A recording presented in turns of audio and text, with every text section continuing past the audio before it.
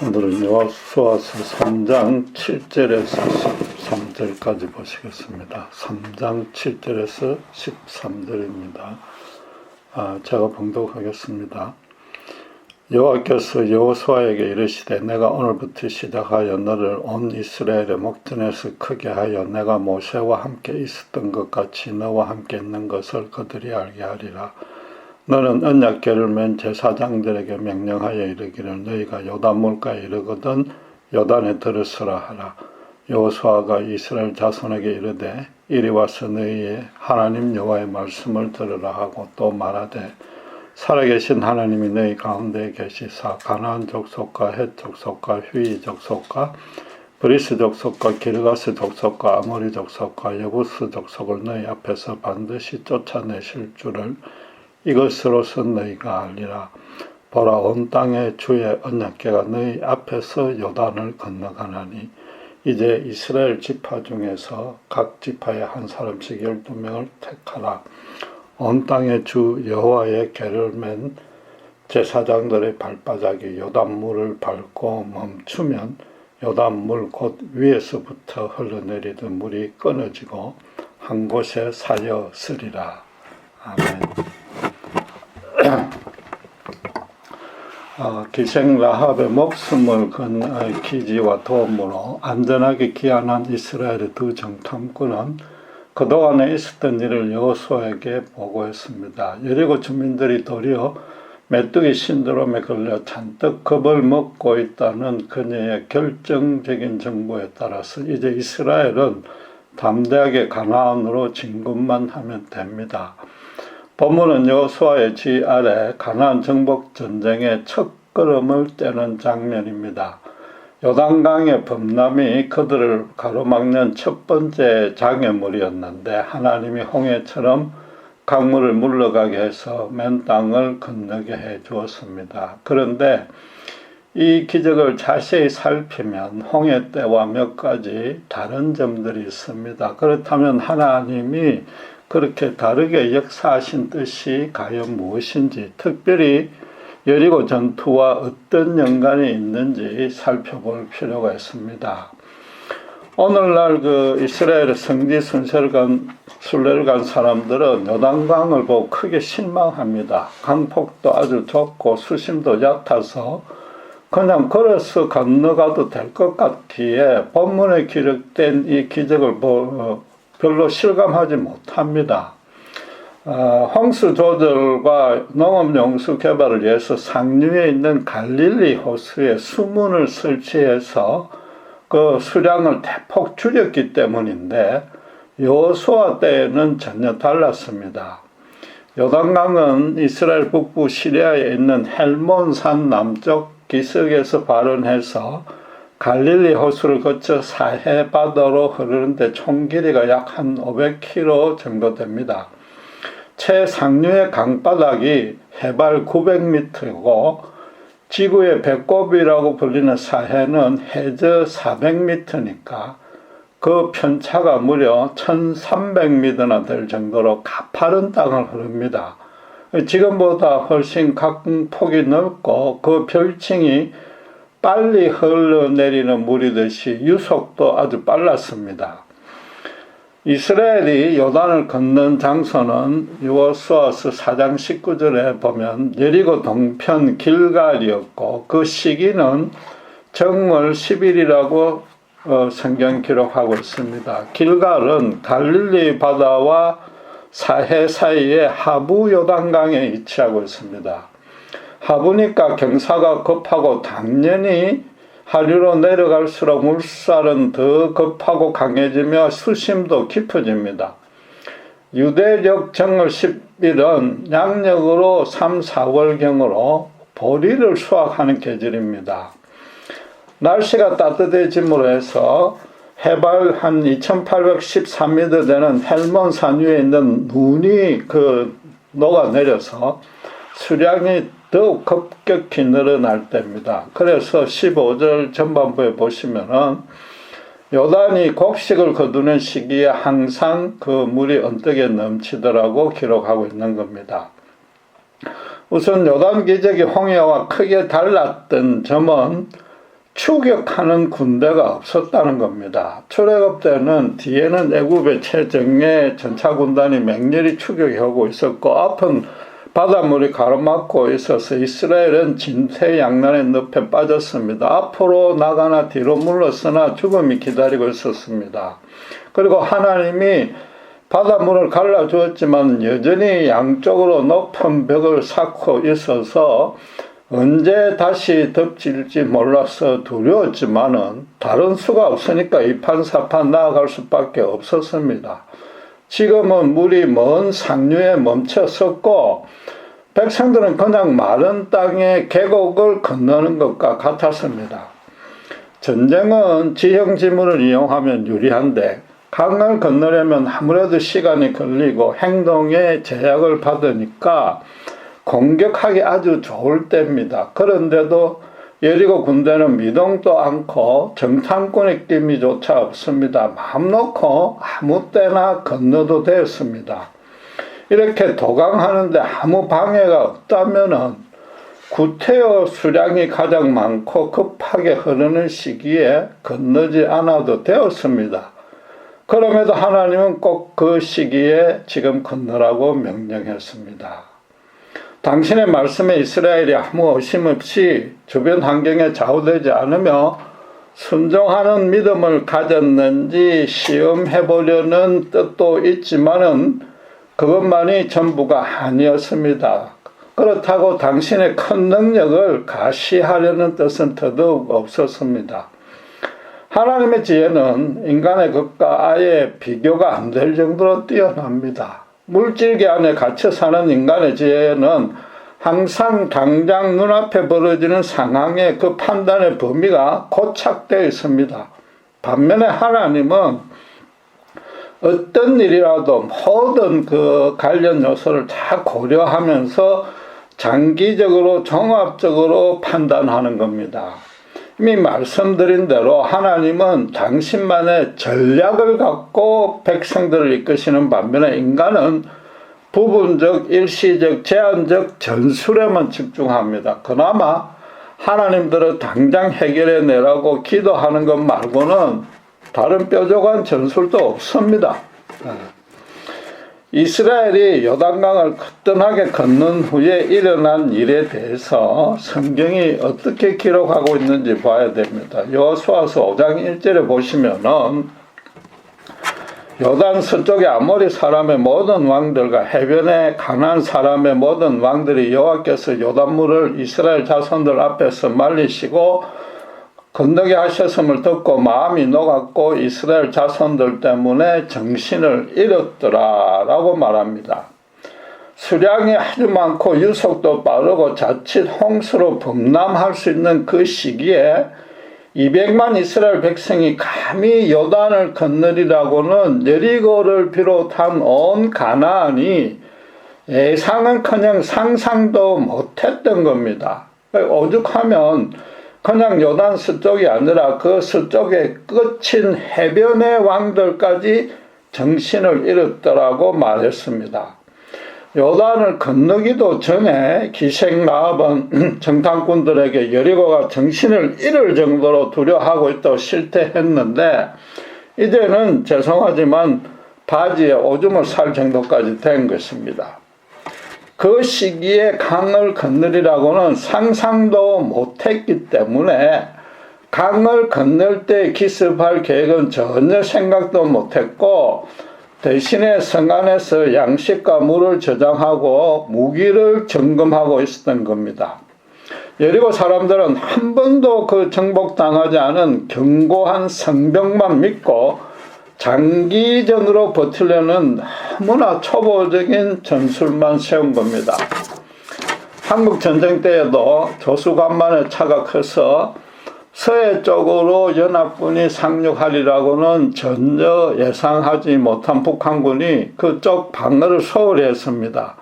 그 틈새를 타서 메가드 장군은 인천을 확보해 결정적인 승기를 잡았습니다. 그런데 이처럼 허를 찌르는 기습은 누구나 아는 전쟁의 기본적인 전략이라고 해서 본문에서의 하나님의 지혜가 크게 뛰어난 것이 아니라고 쉽게 생각해서는 절대 안 되는 겁니다.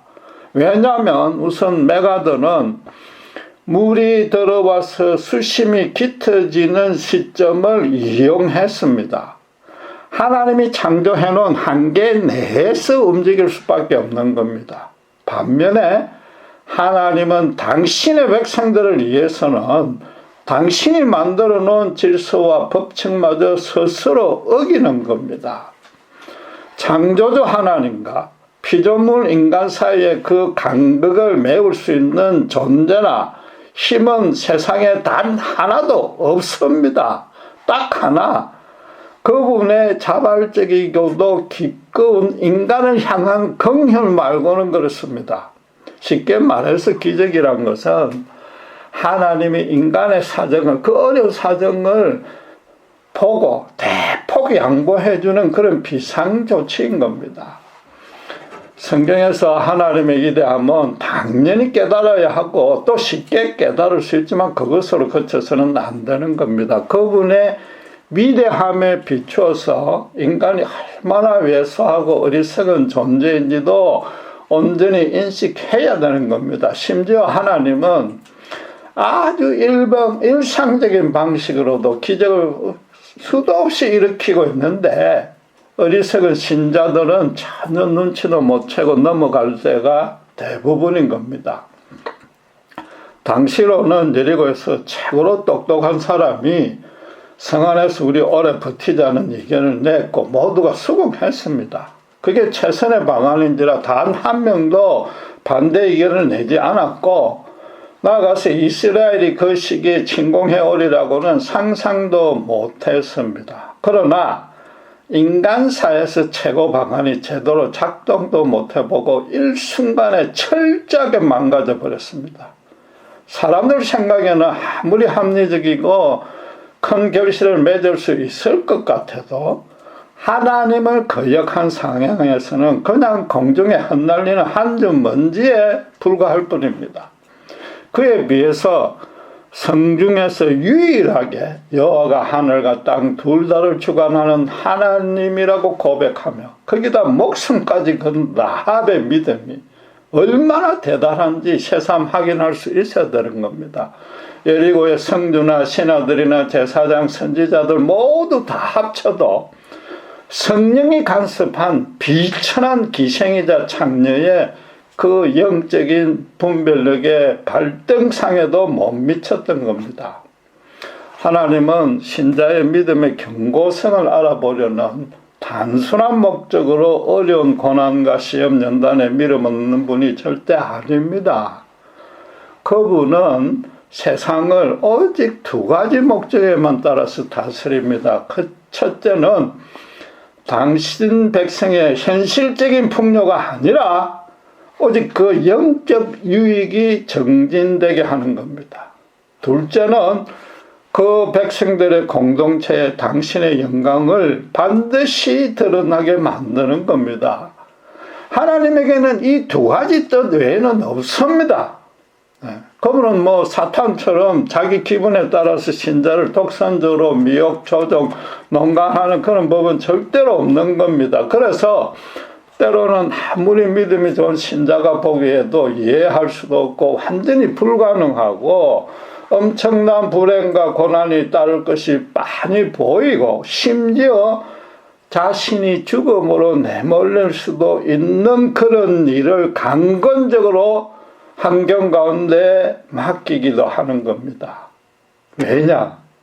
종합적, 장기적으로 반드시 선으로 바꿀 종착지가 예비되어 있을 뿐 아니라 그 방안 자체도 당시의 여건에서는 최선이기 때문입니다.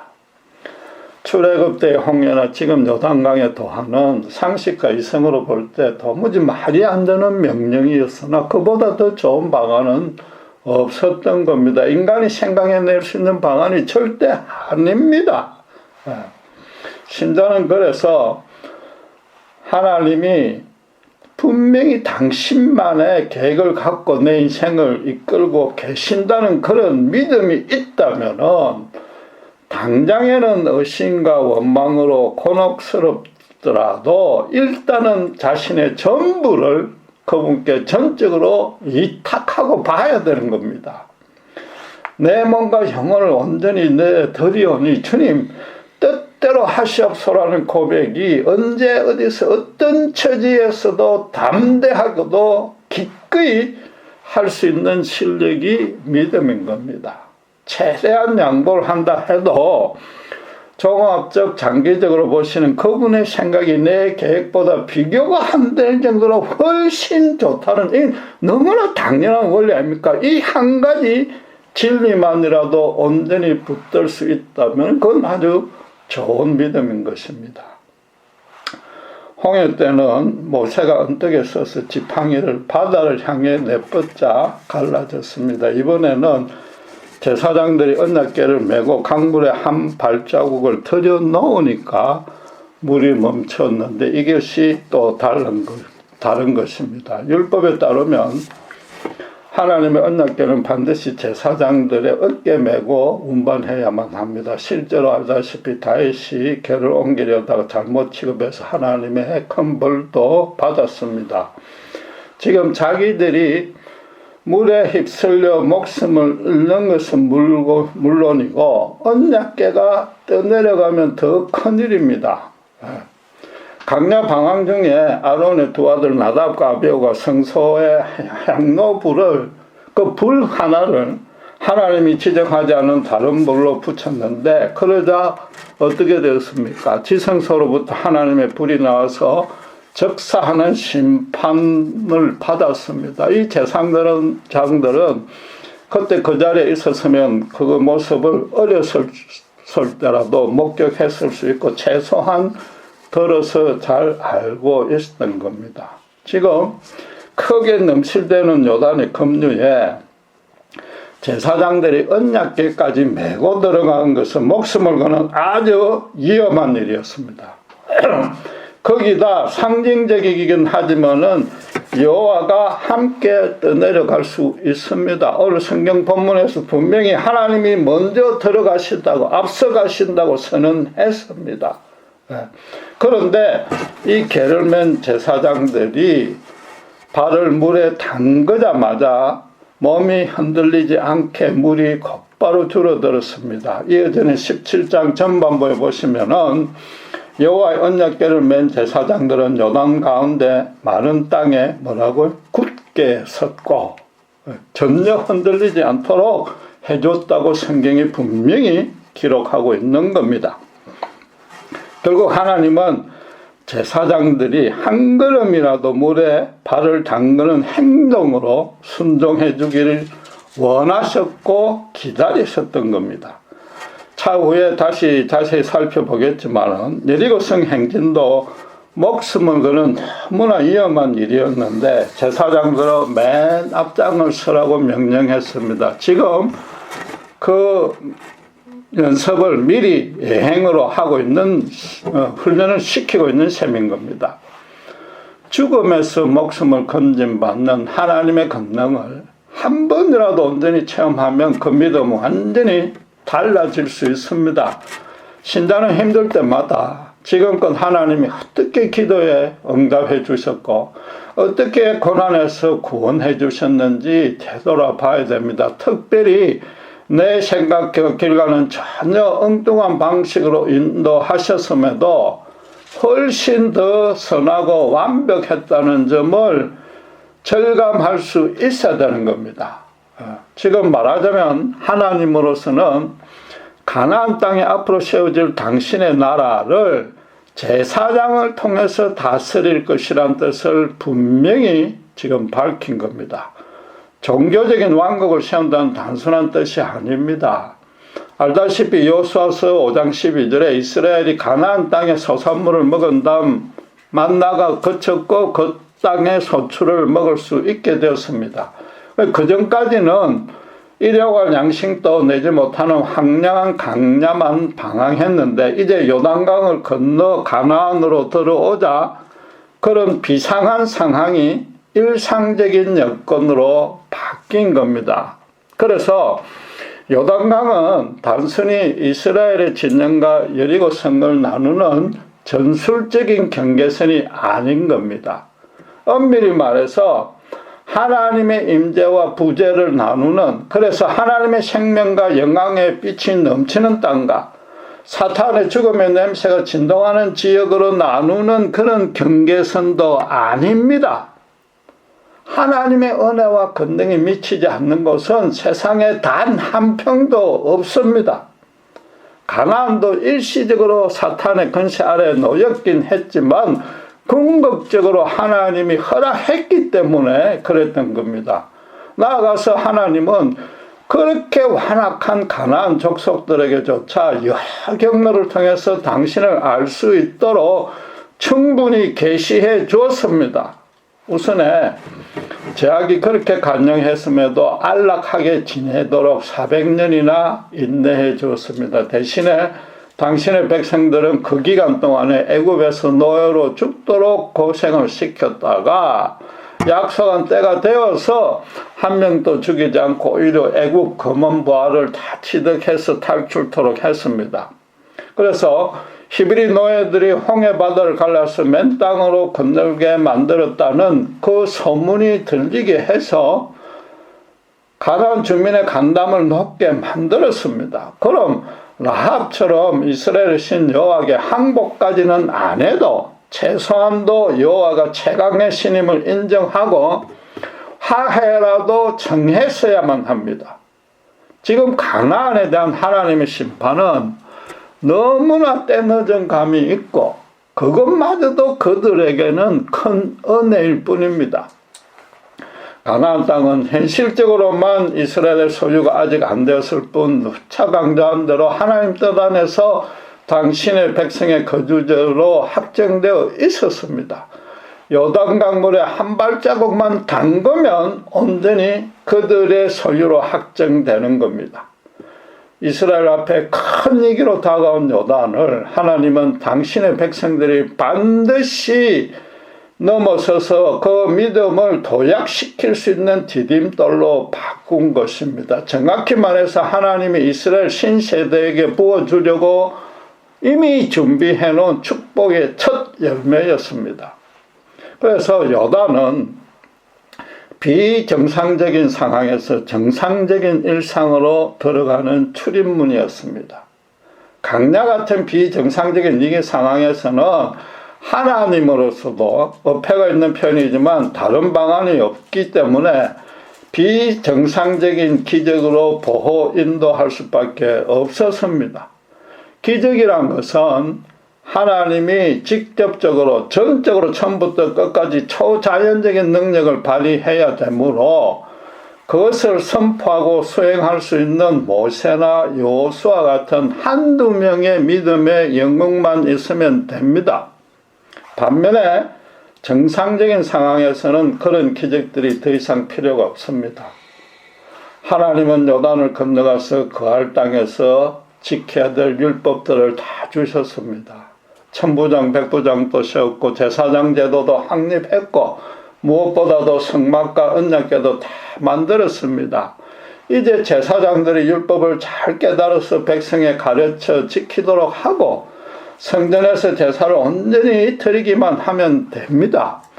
온전하지 못한 제사로 아론의 두 아들들이 적사하는 벌을 주셨기에 제사장들에 대한 교육과 헌신까지 시켰습니다. 요단 이전까지 강야는 목숨을 위험할 만한 위험이 언제라도 닥칠 수 있는 곳입니다. 이제 약속의 땅은 율법만 지키면 하나님이 지켜 보호해 주십니다. 여리고 전투는 가나안의 평화의 시대를 여는 시작입니다. 가나안 정복 전쟁도 하나님이 평화의 시대로 넘어가게 하는, 다른 말로 전쟁을 마치기 위한 이스라엘의 처음이자 마지막 전쟁이었던 겁니다. 그 땅에 하나님의 나라가 세워진 후로는 제사장들이 솔선수범해서 목숨을 걸고 순종하기만 하면 됩니다.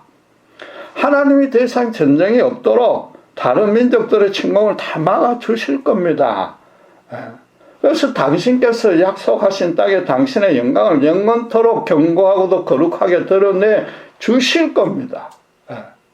그게 지금 제사장보로 먼저 들어가라고 한 뜻인 겁니다. 그래서 본문에서 또 정작 주목할 사항이 하나 더 남았습니다.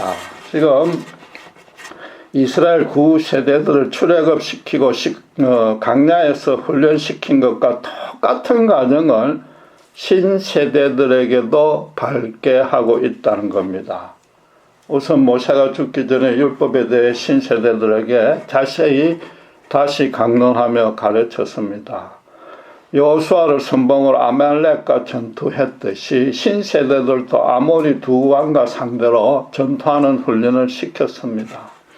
시내산 밑에서 금송아지 우상을 숭배했을 때나 가데스 바네아에서 거역했을 때 그 주모자들을 하나님이 적결 심판했듯이 이방 저술사 발람과 하나님 말씀을 어기고 모압 여자와 행음하는 자들을 신세대들로 심판하게 만들었습니다. 지금 요단에서도 홍해와 똑같은 기적도 맛보게 합니다. 구세대들이 시내산에서 율법을 전수받았을 때 피의 서약식을 거행했는데 다음 주에 살펴보겠지만 요단을 건넌 후에는 마찬가지로 할례 의식을 통해서 순종할 것을 피로 선하게 만듭니다. 이미 살펴본 대로 신세대들은 자기들 부모가 광야에서 하나님의 징벌로 너무나 험하게 인생을 마감하는 모습을 다 봤습니다. 그래서 하나님 말씀에 순종하지 않는 결과가 얼마나 비참한지도 깨달았습니다.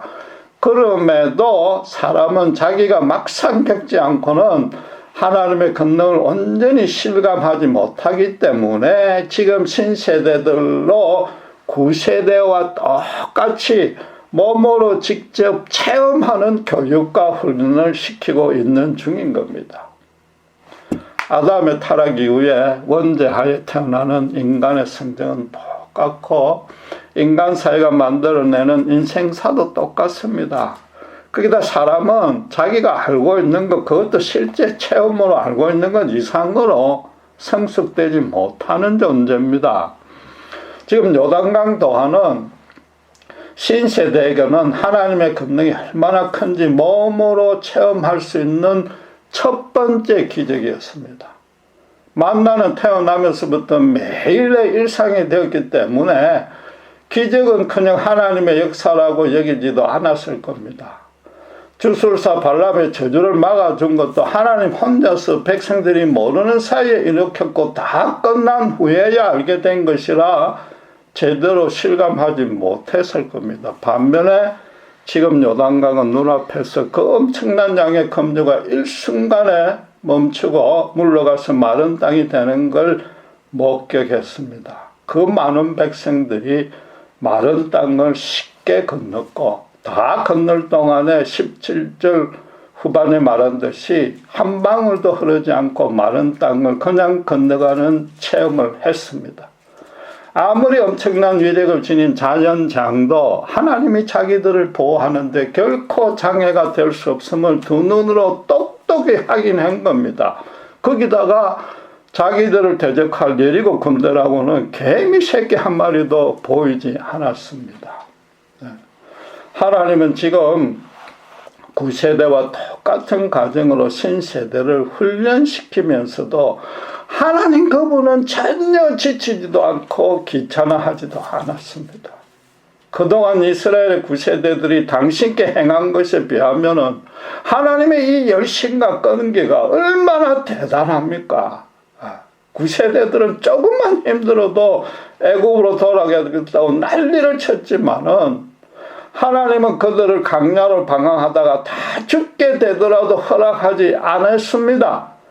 다시 사탄의 노예가 되어 죽음으로 끌려가는 걸 그냥 두고 볼 수 없었던 겁니다. 그냥 심판으로 죽더라도 더 큰 죄악에 빠지지 않도록 막았습니다. 또 그런 완악한 구세대 대신에 신세대들을 기어이 지금 요단강 앞에까지 이끌고 왔습니다. 하나님으로 봐서는 이게 얼마나 번거롭고 똑같은 일을 반복하니까 지겨운 일이겠습니까? 그렇게 하신 이유는 오직 한 가지밖에 없는 겁니다. 당신께서 아브라함과 약속하신 그대로 그 가나안 땅을 기업으로 주시려는 겁니다.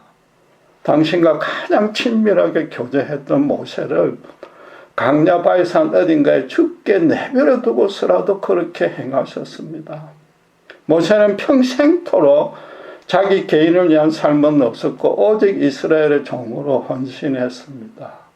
신세대들로 하여금 그 위대한 하나님의 종의 무덤을 밟고라도 지금 하나님이 주시고자 하는 그 가나안 땅에 들어가서 제발 당신의 나라를 세우라는 겁니다. 하나님 지금 눈물로 호소하는 겁니다. 본문에서도 7절에 보면은 여호수아를 모세 같은 지도자를 세우려고 내가 하나님인 줄 알게 하려고 이 기적을 일으킬 거라고 선언했습니다. 그래서 여호수아가 분명히 그분의 영광스러운 일에 쓰임 받았지만은 그것도 결국은 당신의 백성들을 위한 일이지 않습니까? 요컨대 하나님 가나안에 새로 시작될 평화의 시대는 하나님께 온전히 헌신된 제사장들로 이끌어 가겠다는 겁니다. 그래서 제사장들이 모세나 여호수아처럼 홀로 앞장서는 영웅이 될 필요는 없습니다.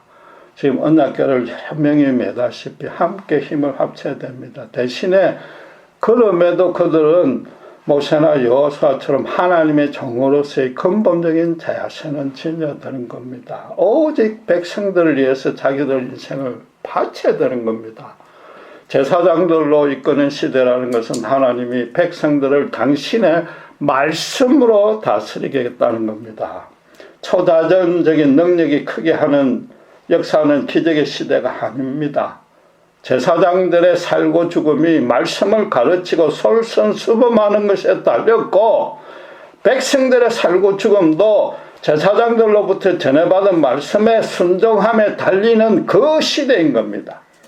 말씀대로 살면 살고 말씀대로 살지 않으면 죽음뿐입니다.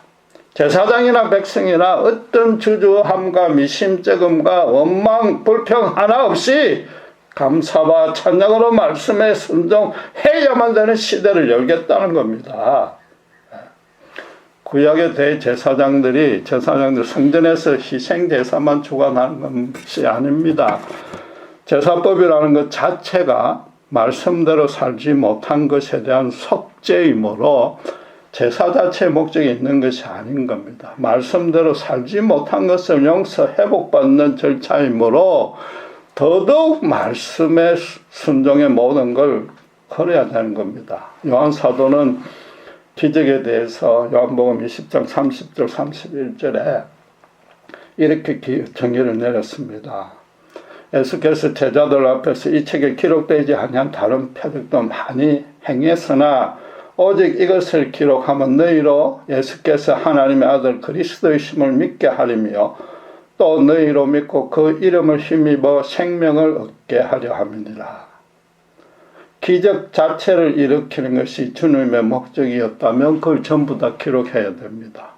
선별해서 기록했다는 것은 기적 외에 다른 목적, 더 중요한 목적이 다 있다는 겁니다. 예수님의 기적을 직접 보지 못하는 후대의 독자들로 이 성경 말씀을 통해서 예수가 그리스도임을 믿게 하는 것이 첫째 목적이고 또 그 믿은 자들이 그분의 이름에 힘입어 생명을 얻게 하는 것이다. 이게 기적의 목적입니다. 그래서 요단에서 제사장들이 말씀대로 순종하자 기적이 일어난 것도 하나님 말씀대로 살면 생명이 살아난다는 것을 생생하게 보이고 체험케 하려는 겁니다. 그 기적을 직접 목격한 신세대도 라합처럼 여호와만이 하늘과 땅 둘 다를 주관하는 유일한 하나님이시라고 고백하게 만들고 그 후에 그 말씀에 순종하게 함으로써 생명을 더 풍성하게 주려는 겁니다. 오늘날의 신자들도 홍해나 요단강의 마른 땅을 건너는 기적의 체험이 있어야 됩니다. 목사들부터 그리스도를 인격적 체험적으로 먼저 만나야 되고 그 후로 목숨을 걸고 십자가 복음대로 살아가는 모습을 보여야 됩니다. 날로 타락해가는 세상의 영적 흐름을 하나님의 말씀으로 정확히 분별해서 모든 성도들에게 정확히 가르쳐야 됩니다. 모세와 여호수아는 자신의 형통과 안락은 완전히 뒷전이었고 평생을 말씀대로 순종하며 하나님의 백성들을 살려냈습니다. 목사들도 성도들 앞에 죄악과 사탄과 죽음의 세력 앞에 당당히 맞서 싸워 이기는 모습을 보여야 됩니다. 목사는 반드시 평생토록 교회에서만이 아니라 밖에서 말씀에 순종하는 삶으로 설교해야 되고 교육해야 되는 겁니다. 신자들도 그 목사가 삶에서 맺은 복음의 열매를 보고 너무나 좋고 아름다워서 그들도 기꺼이 열정적으로 그 길을 따라오게 만들어야 되는 겁니다. 바울처럼 당당하게 나를 본받으라고 선언할 수 있어야 목사인 겁니다. 신세대들은 요단강에 넘실대는 급류에 언약궤까지 메고서 목숨을 걸고 제사장들이 한 발을 디딛자 하나님이 기적을 일으켜주는 모습을 보았습니다. 여리고에서도 제사장이 언약궤를 메고 목숨을 걸고 앞장섰을 때 그래서 안심하고 뒤따를 수 있었던 겁니다. 여리고 군대는 이스라엘이 봄철 추수기에 요단강을 건넜다는 소식을 듣고 더 공포에 질려가지고 꼼짝달싹 못했습니다. 여리고 성은 하나님이 이미 다 무너뜨려 놓은 것을 제사장이 그냥 앞장서서 발로 밟은 것뿐입니다. 결국 본문이 말하는 바가 한마디로 무슨 뜻입니까? 목사가 복음만 제대로 가르치고 술순수범하면 성도들의 생명이 살아난다는 겁니다. 교회와 성도가 복을 받는 일이 얼마나 간단하고 쉽습니까? 목사 한 명이 말씀 앞에 온전히 헌신하면 온 교회가 복을 받습니다. 그런데 근래 강단에 말씀이 넘치는데도 왜 그렇게 안 되고 도리어 기독교라는 비난만 받고 있습니까? 한 가지 이유뿐입니다. 예수 십자가 복음이 원색적으로 전해지지 않고 설령 순전하게 전해졌어도 목사들이 설교한 대로 원색적으로 살지 않기 때문입니다. 목사 본인은 지키지 않으면서 신자들에게만 이렇게 저렇게 행하라고 그런 설교만 하고 있는데 어떻게 그대로 따르겠습니까? 여리고 성을 제사장들이 요즘으로 치면 목사들이 앞장서서 무너뜨렸다면은 오늘날에는 죄송하지만 저도 목사인데 목사들 때문에 세상의 여리고 성들이 더 튼튼해지고 더 늘어나고 있습니다. 여리고 성은 이스라엘 백성들의 뜨거운 기도로 무너진 것이 아니라 하나님의 말씀에 따라서 살고 죽는 목사와 신자가 같이 협력하고 주 안에서 순종할 때에 반드시 하나님의 거룩한 생명으로 살아나며 그분의 영광까지 볼 수 있다는 역사상으로 가장 명확한 증거인 것입니다. 기도하겠습니다. 하나님이 언약궤를 메고 제사장들로 요단강 급류에 한 발이라도 앞장서서 디디라고 명했습니다. 정상적인 평화의 시대에는 하나님의 말씀에 순종만 해도 하나님은 모든 것에서 지켜주시고 생명을 더 풍성하게 만들어 주신다는 약속의 첫 걸음이었습니다. 오늘날에는 성경이 완비되어 있기 때문에 더 이상 기적은 필요가 없고 벌써 우리 주 예수님은 십자가에 죽으시고 부활하셔서 우리에게 모든 복을 다 마련해 주셨습니다. 이제 남은 것은 우리의 살고 죽음이 말씀의 순종에만 달린 것임을 다시 한번 깊이 깨닫고 특별히 제상자들이 앞장선 것처럼 저와 같은 목사들, 사역자들이 정말 생명을 걸고 평생도록 모세와 여호수아처럼 순종함으로써 이 땅에 수도 없이 많은 여리고 성들을 앞장서서 무너뜨리고 아니 이미 무너뜨린 그 성들을 먼저 밟아 차지할 수 있는 축복을 한 사람도 놓치지 않도록 축복해 주시옵소서. 감사합니다. 우리 주 예수 그리스도 이름으로 기도드렸습니다.